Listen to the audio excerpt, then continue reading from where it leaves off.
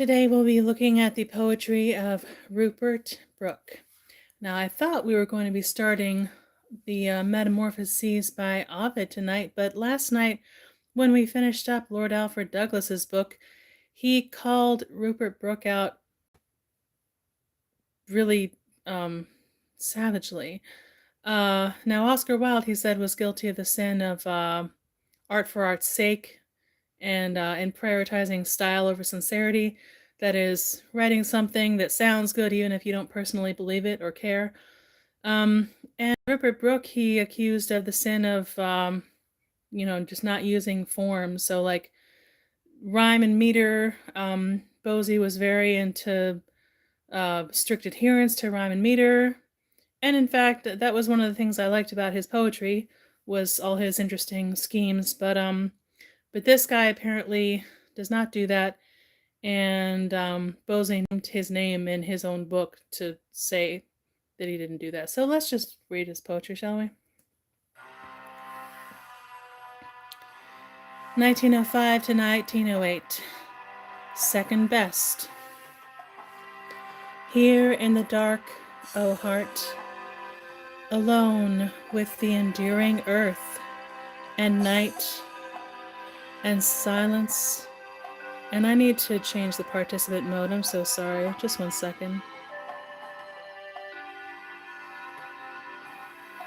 Don't need any shenanigans up in here. Here in the dark, O heart, alone with the enduring earth and night and silence and the warm, strange smell of clover, clear visioned though it break you, far apart from dead best, the dear and old delight. Throw down your dreams of immortality, O faithful, O foolish lover. Here's peace for you and surety. Here the one wisdom, the truth. All day the good glad sun showers love and labor on you, wine and song. The green laughs, the wind blows, all day long till night, and night ends all things. Then shall be no lamp illumined in heaven, no voices crying, or changing lights or dreams and forms that hover. And heart, for all your sighing, that gladness and those tears are over, over. And has the truth brought no new hope at all? Heart, that you're weeping yet for paradise, do they still whisper the old weary cries? Mid youth and song, feasting and carnival, through laughter, through the roses, as of old comes death, on shadowy and relentless feet, death, unappeasable by prayer or gold. Death is the end, the end.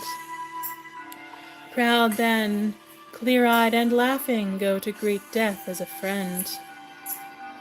Exile of immortality, strongly wise, strain through the dark with undesirous eyes to what may lie beyond it. Sets your star, O heart, forever, yet behind the night waits for the great unborn somewhere afar. Some white, tremulous daybreak, and the light returning shall give back the golden hours, ocean on a windless level, earth a lawn spacious and full of sunlit dancing places, and laughter and music, and among the flowers the gay child hearts of men, and the child faces, O heart, in the great dawn. Day that I have loved. Tenderly, day that I have loved, I close your eyes, and smooth your quiet brow, and fold your thin, dead hands. The gray veils of the half-light deepen, color dies. I bear you, a light burden, to the shrouded sands, where lies your waiting boat, by wreaths of the sea's making, mist garlanded with all gray weeds of the water crowned. There you'll be laid, past fear of sleep or hope of waking, and over the unmoving sea without a sound. Faint hands will row you outward out beyond our sight, us, with stretched arms and empty eyes on the far gleaming in marble sand, beyond the shifting cold twilight, further than laughter goes, or tears, further than dreaming. There'll be no port, no dawnlit islands, but the drear waste darkening, and at length flame, ultimate on the deep. Oh, the last fire, and you, unkissed, unfriended there. Oh, the lone way's red ending, and we not there to weep. We found you pale and quiet, and strangely crowned with flowers, lovely and secret as a child. You came with us, came happily hand in hand with the young dancing hours, high on the downs at dawn, void now and tenebrous. The gray sands curve before me from the inland meadows. Fragrant of June and clover, floats the dark and fills the hollow sea's dead face with little creeping shadows, and the white silence brims the hollow of the hills. Close in the nest is folded every weary wing, hushed all the joyful voices, and we, who held you dear, eastward we turn, and homeward alone, remembering day that I loved, the night is here. Sleeping out, full moon. They sleep within. I cower to the earth, I waking, I only. High and cold thou dreamest, O queen, high dreaming and lonely. We have slept too long, who can hardly win the white one flame and the night long crying. The viewless passers the world's low sighing with desire, with yearning, to the fire unburning, to the heatless fire, to the flameless ecstasy. Helpless I lie, and around me is the feet of thy water's tread. There is a rumor, and a radiance of wings above my head, an intolerable radiance of wings. All to the earth grows fire, white lips of desire, brushing cool on the forehead, croon slumberous things. Earth fades, and the air is thrilled with ways, dewy paths full of comfort, and radiant bands the gracious presence of friendly hands. Help the blind one, the glad one who stumbles and strays, stretching wavering hands up through the praise of a myriad silver trumpets through cries, to all glory, to all gladness, to the infinite height, to the gracious, the unmoving, the mother eyes, and the laughter, and the lips of light. In examination. Lo, from quiet skies, in through the window of my Lord the sun, and my eyes were dazzled and drunk with the misty gold. The golden glory that drowned and crowned me, eddied and swayed through the room around me. To left and to right hunched figures and old, dull, clear-eyed scribbling fools grew fair, ringed round and haloed with holy light, flame lit on their hair. And their burning eyes grew young and wise, earth as a god or king of kings, white-robed and bright, still scribbling all. And a full tumultuous murmur of wings grew through the hall. And I knew the white undying fire, and through the open portals, gyre on gyre, archangels and angels adoring, bowing in a face unshaded till the light faded, and they were but fools again, fools unknowing, still scribbling, blear-eyed and stolid immortals. Pine trees and the sky, Evening. I'd watched the sorrow of the evening sky, and smelt the sea and earth and the warm clover, and heard the waves and the seagull's mocking cry. And in them all was only the old cry, the song that they always sing, the best is over. You may remember now, and think and sigh, oh silly lover. And I was tired and sick that all was over, and because I, for all my thinking, never could recover one moment of the good hours that were over. And I was sorry and sick and wished to die. Then, from the sad west, turning wearily, I saw the pines against the white north sky, very beautiful and still, and bending over their sharp black heads against a quiet sky, and there was peace in them. And I was happy, and forgot to play the lover, and laughed, and did no longer wish to die, being glad of you, pine trees, and the sky. Wagner. Creeps in, half wanton, half asleep, one with a fat, wide, hairless face. He likes love music that is cheap, likes women in a crowded place, and wants to hear the noise they're making. His heavy eyelids droop half over, great pouches swing beneath his eyes. He listens, thinks himself the lover, heaves from his stomach wheezy sighs. He likes to feel his heart's a-breaking. The music swells, his gross legs quiver, his little lips are bright with slime. The music swells, the women shiver. All the while, in perfect time, his pendulous stomach hangs a-shaking. The vision of the archangels. Slowly up silent peaks, the white edge of the world, trod 4 archangels, clear against the unheeding sky, bearing with quiet even steps and great wings furled a little dingy coffin where a child must lie. It was so tiny, yet you had fancied God could never have bidden a child turn from the spring and the sunlight and shut him in that lonely shell, to drop forever into the emptiness and silence into the night. They then from the sheer summit cast and watched it fall, through unknown glooms, that frail black coffin, and therein God's little pitiful body lying worn and thin, and curled up like some crumpled lonely flower petal, till it was no more visible, then turned again, with sorrowful quiet faces downward to the plain. Seaside.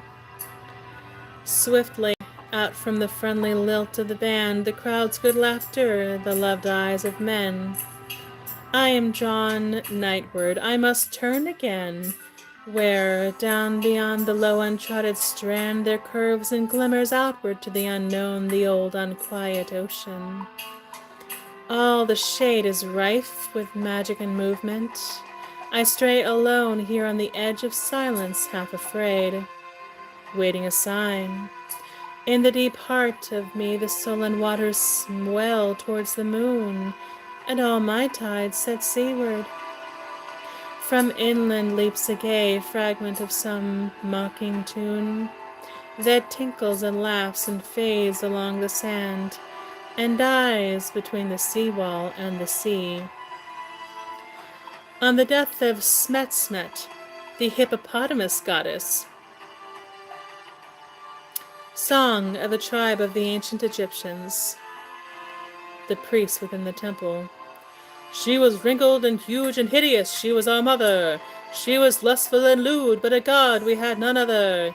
In the day she was hidden and dumb, but a nightfall moaned in the shade. We shuddered and gave her will. In the darkness we were afraid. The people without. She sent us pain, and we bowed before her. She smiled again and bade us adore her. She solaced our woe and soothed our sighing. And what shall we do now God is dying? The priest within. She was hungry and ate our children, how should we stay her? She took our young men and our maidens, ours to obey her. We were loathed and mocked and reviled of all nations, that was our pride. She fed us, protected us, loved us, and killed us. Now she has died. The people without. She was so strong, but death is stronger. She ruled us long, but time is longer. She solaced our woe and soothed our sighing. And what shall we do now God is dying? The Song of the Pilgrims. Halted around the fire by night after moon set, they sing this beneath the trees. What light of unremembered skies hast thou illumed within our eyes, thou whom we seek, whom we shall find? A certain odor on the wind, thy hidden face beyond the west, these things have called us on a quest, older than any road we trod, more endless than desire. Far God, sigh with thy cruel voice that fills the soul with longing for dim hills and faint horizons. For there come gray moments of the ancient dumb sickness of travel, when no song can cheer us, but the way seems long, and one remembers, the beat of weary unreturning feet and songs of pilgrims unreturning. The fires we left are always burning on the old shrines of our home. Our kin have built them temples, and therein pray to the gods we know, and dwell in little houses lovable, being happy. We remember how. And peaceful even to death. O thou, God of all long desirous roaming, our hearts are sick of fruitless homing, and crying after lost desire, hearten us onward, as with fire consuming dreams of other bliss, the best thou givest, giving this sufficient thing, to travel still over the plain, beyond the hill, unhesitating through the shade, amid the silence unafraid, till at some sudden turn one sees against the blackened muttering trees thine altar, wonderfully white, among the forests of the night. The Song of the Beasts. Sung on one night in the cities in the darkness. Come away, come away. You are sober and dull through the common day, but now it is night. It is shameful night, and God is asleep. Have you not felt the quick fires that creep through the hungry flesh, and the lust of delight and hot secrets of dreams that day cannot say? The house is dumb, the night calls out to you. Come, come down the dim stairs through the creaking door, naked, crawling on hands and feet. It is meet, it is meet. Ye are men no longer, but less and more, beast and God, down the lampless street by little black ways and secret places, in the darkness and mire, faint laughter around, and evil faces. By the star-glint scene, follow with us, for the darkness whispers a blind desire, and the fingers of night are amorous. Keep close as we speed, though mad whispers woo you, and hot hands cling, and the touch and the smell of bare fish flesh sting. Soft flank by your flank and side, brushing side, tonight never heed. Unswerving and silent, follow with me, till the city ends sheer and the crooked lanes open wide, out of the voices of the night, beyond lust and fear, to the level waters of moonlight, to the level waters quiet and clear, to the black unresting plains of the calling sea. Failure. Because God had put his adamantine faith between my sullen heart and its desire, I swore that I would burst the iron gate, rise up and curse him on his throne of fire, Earth shuddered at my crown of blasphemy, but love was as a flame about my feet. Proud up the golden stair I strode, and beat thrice on the gate, and entered with a cry. All the great courts were quiet in the sun, and full of vacant echoes. Moss had grown over the glassy pavement, and begun to creep within the dusty council halls. An idle wind blew round an empty throne, and stirred the heavy curtains on the walls. Auntie Aram. Before thy shrine I kneel, an unknown worshipper, chanting strange hymns to thee and sorrowful litanies, incense of dirges, prayers that are as holy myrrh. Ah, goddess, on thy throne of tears and faint low sighs, weary at last, to thee-ward come the feet that err, and empty hearts, grown tired of the world's vanities. How fair this cool, deep silence to a wanderer, deaf with the roar of winds along the open skies, sweet after sting and bitter kiss of sea water. The pale Lethean wine within thy chalices, I come before thee, I, too tired wanderer, to heed the horror of the shrine, the distant cries, and evil whispers in the gloom, or the swift whir of terrible wings. I least of all thy votaries, with a faint hope to see the scented darkness stir, and parting, frame within its quiet mysteries one face, with lips than autumn lilies tenderer, and voice more sweet than the far plaint of viols is, or the soft moan of any gray-eyed lute player. Dawn. From the train between Bologna and Milan, second class. Opposite me, two Germans snore and sweat. Through sullen swirling gloom we jolt and roar. We have been here forever. Even yet a dim watch tells 2 hours, 2 eons more. The windows are tight shut and slimy wet with the night's fetor. There are 2 hours more. 2 hours to dawn in Milan, 2 hours yet. Opposite me, two Germans sweat and snore.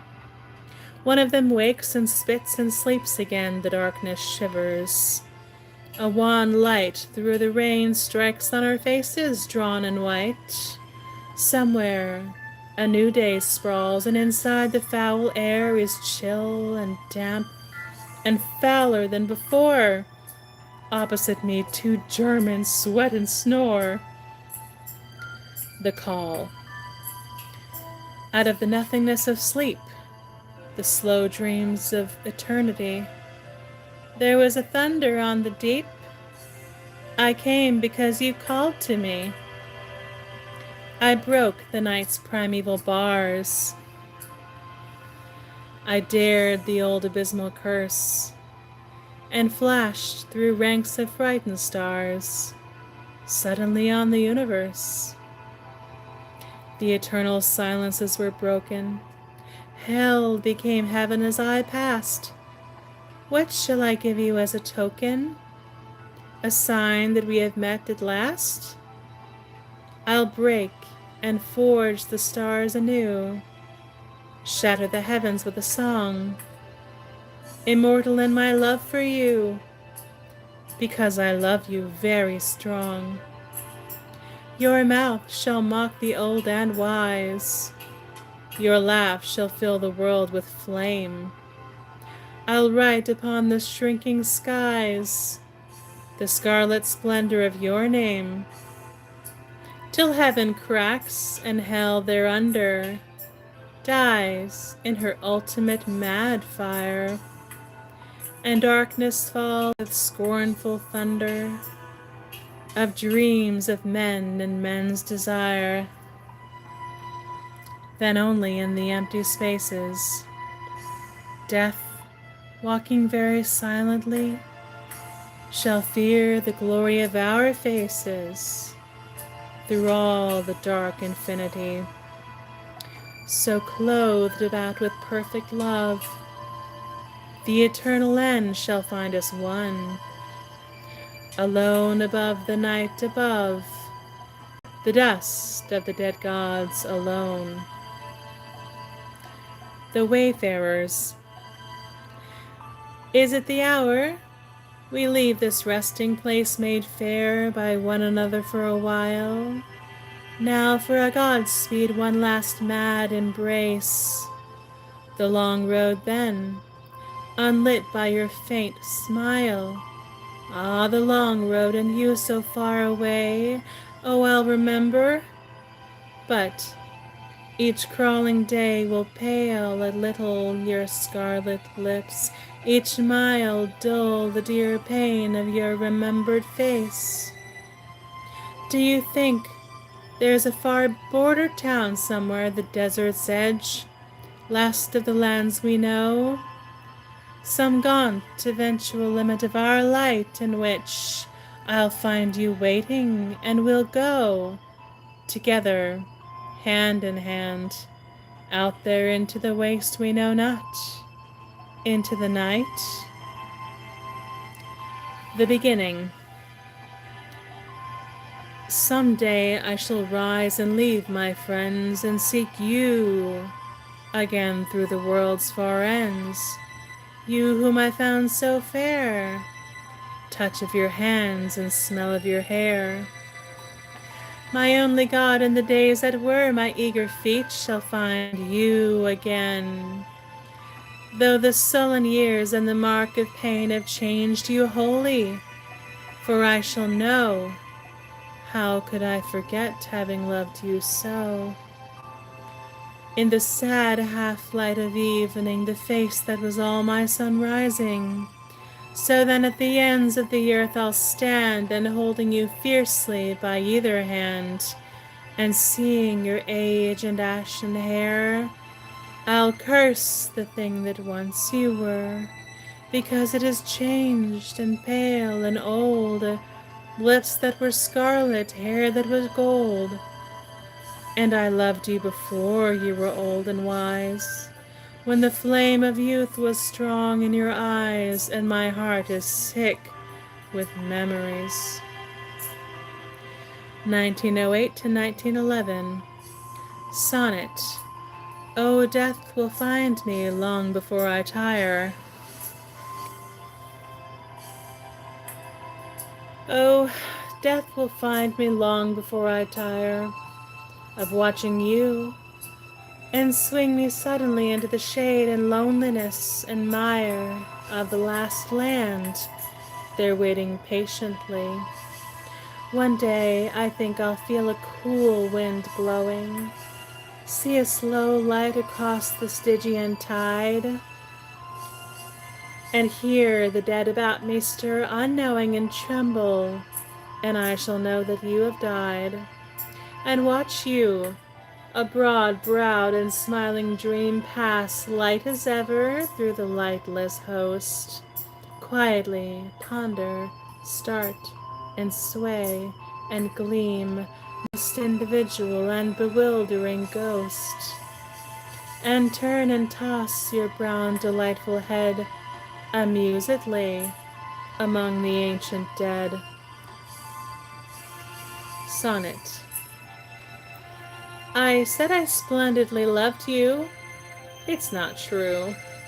Such long, swift tides stir not a landlocked sea. On gods or fools the high risk falls. On you, the clean, clear, bittersweet that's not for me. Love soars from earth to ecstasies unwist. Love is flung Lucifer-like from heaven to hell. But there are wanderers in the middle mist who cry for shadows, clutch, and cannot tell whether they love at all, or loving whom. An old song's lady, a fool in fancy dress, or phantoms or their own face on the gloom. For love of love, or from heart's loneliness, pleasure's not theirs, nor pain. They doubt and sigh, and do not love at all. Of these am I. Success. I think if you had loved me when I wanted, if I'd looked up one day and seen your eyes and found my wild, sick, blasphemous prayer granted, and your brown face that's full of pity and wise flushed suddenly, the white God had a new fear intolerably so struggling and so shamed, most holy and far, if you'd come all too near. If earth had seen earth's lordliest wild limbs tamed, shaken and trapped and shivering for my touch, myself should I have slain, or that foul you? But this strange gods who had given so much, to have seen and known you, this they might not do. One last shame spared me, one black word's unspoken, and I'm alone, and you have not awoken. Dust. When the white flame in us is gone, and we that lost the world's delight stiffen in darkness, left alone to crumble in our separate night, when your swift hair is quiet in death, and through the lips corruption thrust has stilled the labor of my breath, when we are dust, when we are dust. Not dead, not undesirous yet, still sentient, still unsatisfied, we'll ride the air and shine and flit around the places where we died, and dance as dust before the sun, and light of foot, and unconfined, hurry from road to road and run about the errands of the wind. And every note on earth or air will spill and gleam down later days, and like a secret pilgrim fare by eager and invisible ways, nor ever rest, nor ever lie, till beyond thinking, out of you, one mote of all the dust that's I shall meet one atom that was you. Then, in some garden hushed from the wind, warm in a sunset's afterglow, the lovers and the flowers will find a sweet and strange unquiet grow upon the peace and past desiring, so high a beauty in the air, and such a light and such a choiring, and such a radiant ecstasy there. I'll know not if it's fire or dew, or out of earth, or in the heights singing, or flame, or scent, or hue, or two that pass in light, too light, out of the garden higher, higher, but in that instant they shall learn the shattering ecstasy of our fire, and the weak passionless hearts will burn, and faint in that amazing glow until the darkness close above, and they will know, poor fools, they'll know, one moment, what it is to love. Kindliness. When love has changed to kindliness, oh, love our hungry lips that press so tight that time's an old god's dream, nodding to heaven, and whisper stuff 7 million years were not enough to think on after. Make it seem less than the breath of children playing, a blasphemy, scarce worth the saying, a sorry jest. When love has grown to kindliness, and yet the best that either's known will change and wither and be less at last than comfort, or its own remembrance.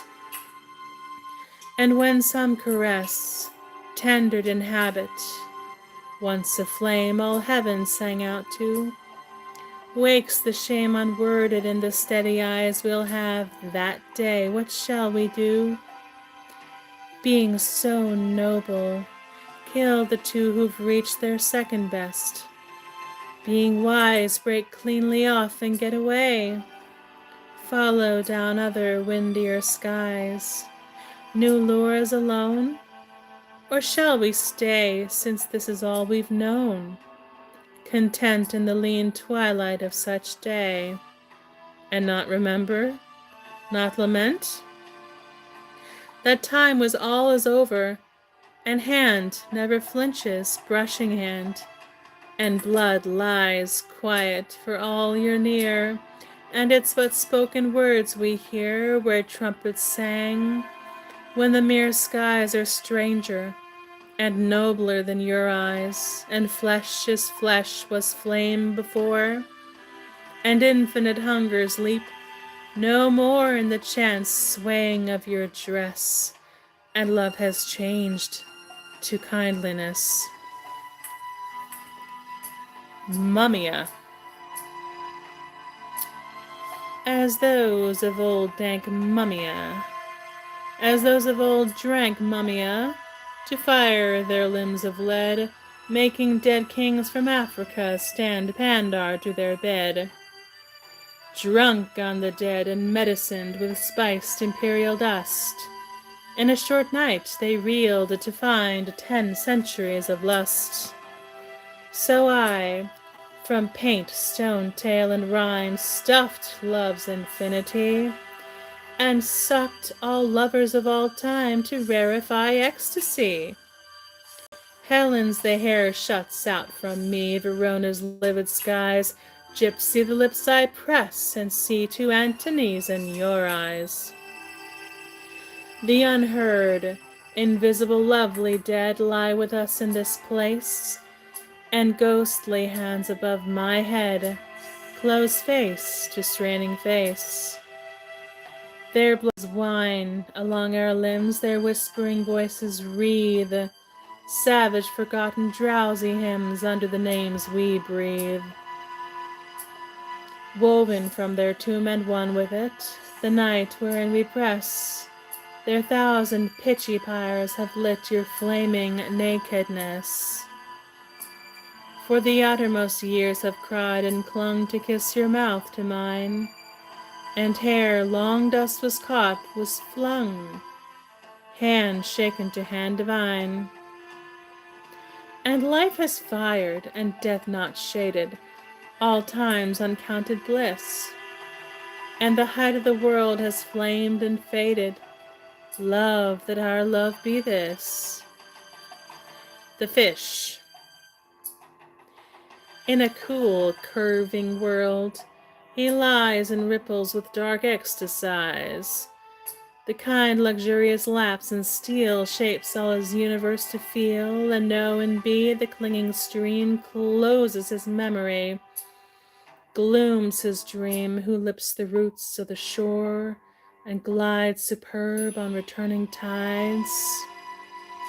Those silent waters weave for him a fluctuant, immutable world and dim, where wavering masses bulge and gape mysterious, and shape to shape dies momently through whirl and hollow, and form and line and solid follow, solid and line and form to dream fantastic down the eternal stream.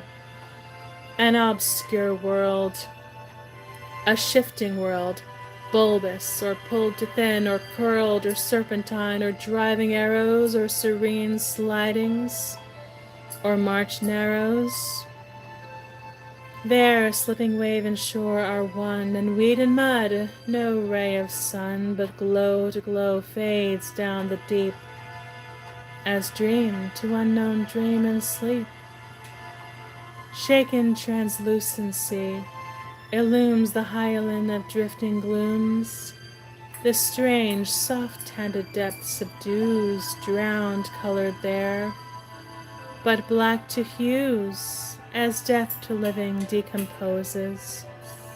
Red darkness of the heart of roses, blue, brilliant from dead starless skies, and gold that lies behind the eyes, the unknown, unnameable, sightless white that is the essential flame of night. Lusterless purple, hooded green, the myriad hues that lie between darkness and darkness. And all's one, gentle, embracing, quiet, done.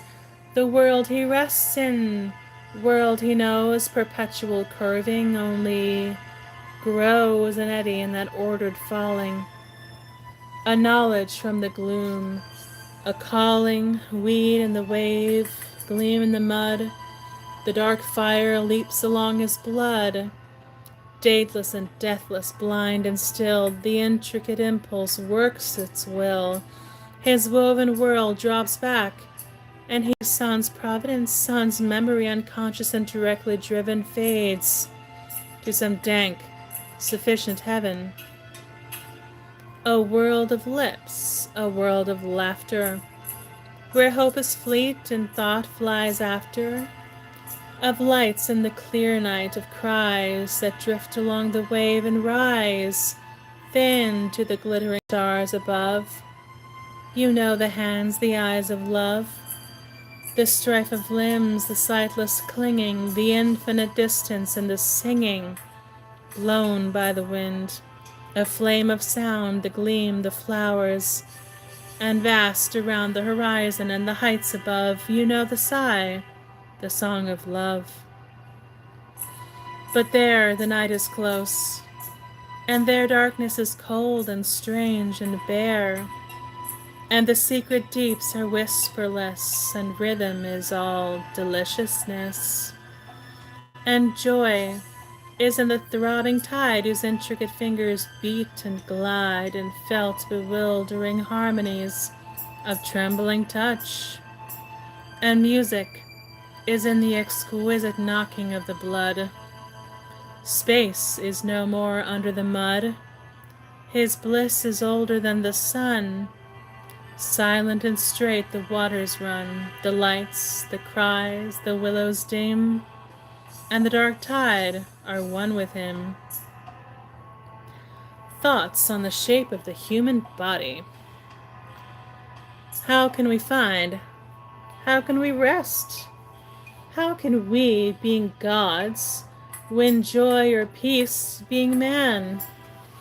We, the gaunt Xantes of a witless fate, who love the unloving and lover hate. Forget the moment ere the moment slips, kiss with blind lips that seek beyond the lips. Who want and know not what we want, and cry with crooked mouths for heaven, and throw it by. Loves for completeness. No perfection grows twixt leg and arm, elbow and ear and nose, and joint and socket, but unsatisfied sprawling desires, shapeless, perverse, denied. Finger with finger wreaths we love and gape, fantastic shape to mazed fantastic shape. Straggling, irregular, perplexed, embossed, grotesquely twined, extravagantly lost, by crescent paths and strange protuberant ways, from sanity, and from wholeness and from grace. How can love triumph? How can solace be where fever turns toward fever and knee toward knee? Could we but fill to harmony and dwell simple as our thought and as perfectible, rise disentangled from humanity, strange, whole, and new into simplicity, grow to a radiant round love, and bear unfluctuant passion for some perfect sphere, love moon to moon unquestioning, and be like the star Lunisqua, steadfastly following the round clear orb of her delight, patiently ever, through the eternal night. Flight. Voices out of the shade that cried in long noon, in the hot, calm places, and children's play by the wayside, and country eyes and quiet faces. All these were round my steady paces. Those that I could have loved went by me. Cool gardened homes slept in the sun. I heard the whisper of water nigh me. Saw hands that beckoned, shone, were gone in the green and gold, and I went on. For if my echoing footfall slept, soon a far whispering there'd be of a little lonely wind that crept from tree to tree and distantly followed me, followed me. But the blue vaporous end of day brought peace, and pursuit baffled quite. Where between pine woods dipped the way I turned, slipped in and out of sight, I trod as quiet as the night. The pine boles kept perpetual hush, and in the boughs wind never swirled. I found a flowering lowly bush, and bowed, slid in, and sighed, and curled, hidden at rest from all the world. Safe. I was safe and glad, I knew, yet with cold heart and cold brows I lay, and the dark fell. There grew moored a sound of shaken boughs, and ceased above my intricate house. And silence, silence, silence found me. I felt the unfaltering movement creep among the leaves. They shed around me calm clouds of scent that I did weep, and stroked my face. I fell asleep. The hill. Breathless, we flung us on the windy hill, laughed in the sun, and kissed the lovely grass. You said, through glory and ecstasy we pass. Wind, sun, and earth remain, the birds sing still. When we are old, and when we die, all's over that is ours, and life burns on. Through other lovers, other lips, said I. Heart of my heart, our heaven is now, is one. We are earth's best, that learned her lesson here. Life is our cry. We have kept the faith, we said. We shall go down with unreluctant tread, a rose crowned into the darkness. Proud we were, and laughed, that had such brave true things to say. And then you suddenly cried, and turned away. The one before the last. I dreamt I was in love again with the one before the last, and smiled to greet the pleasant pain of that innocent young past. But I jumped to feel how sharp had been the pain when it did live, how the faded dreams of 1910 were hell in 1905. The boy's woe was just as keen and clear, the boy's love was just as true, and the one before the last, my dear, hurt quite as much as you. Sickly I pondered how the lover wrongs the unanswering tomb, and sentimentalizes over what earned a better doom.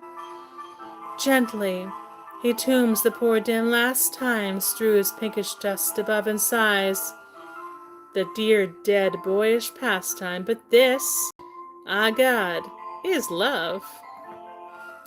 Better oblivion hide dead true loves, better the night enfold, than men to eke the praise of new loves should lie about the old. Oh, bitter thoughts I had in plenty, but here's the worst of it. I shall forget in 1920 you ever bit. The Jolly Company. The stars, a jolly company I envied, straying late and lonely, and cried upon their revelry, O white companionship, you only in love and faith unbroken dwell, friends radiant and inseparable. Light-hearted and glad they seem to be, and merry comrades.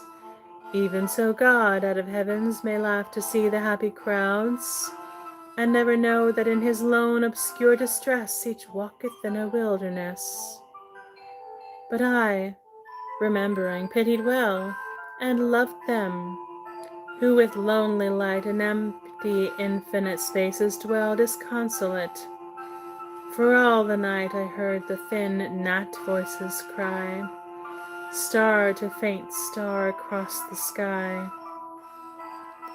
The life beyond. He wakes, who never thought to wake again, who held the end was death. He opens eyes slowly to one long, livid, oozing pain.